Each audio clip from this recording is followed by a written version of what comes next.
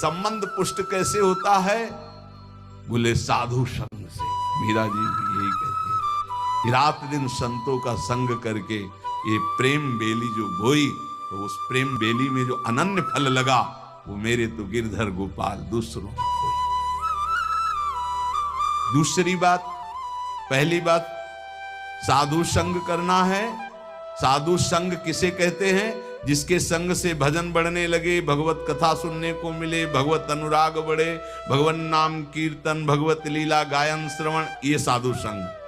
तो साधु संग का परहेज क्या है? संसारी पुरुष का कोई भी संबंध नहीं होना चाहिए। अगर तुम्हारे हृदय को ऐसे राउंड लगाकर जांच करना हो तुम्हें, तो देखो तो एक ही जगह निकले कि हमारे माई श्यामा जू को राज। श्यामा जू के सिवा, जैसे महाप्रभु हरिवंश चंद्र जू कह रहे, मेरे प्राणनाथ श्री श्यामा शपथ करो तृण छिए, कसम खा के कहता हूं श्यामा जू के सिवा हमारा कोई नहीं है।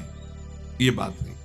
अब दूसरी बात है, संसारी लोगों से किसी भी तरह से बात करने का अवसर ना देना। प्रपंच की बात है। बोधियंता परस्परम का आदेश है भगवान का। मेरी चर्चा करो परस्पर बैठकर, और जहां प्रभु की चर्चा से संसार की तरफ जाने लगे, उठो चल दो। दूसरी आगे की बात, किसी भी वैष्णव को ये नियम पक्का ले लेना चाहिए कि ना किसी की निंदा करेंगे, ना किसी की निंदा सुनेंगे। दिमाग में लिख लो, चाहे रजिस्टर में, बहुत जरूरी है, नहीं तो भजन छीन हो जाएगा। महाप्रभु कह रहे हैं ना किसी की निंदा करेंगे, ना किसी की निंदा सुनेंगे। ये नियम ले लो। बड़े बड़े ऋषियों ने इस बात के लिए सावधान किया है कि दूसरे की निंदा नहीं करनी, दूसरे की निंदा नहीं सुननी। इन बातों का सदा ध्यान रखते हुए बचना कि कभी किसी की निंदा मत कर देना।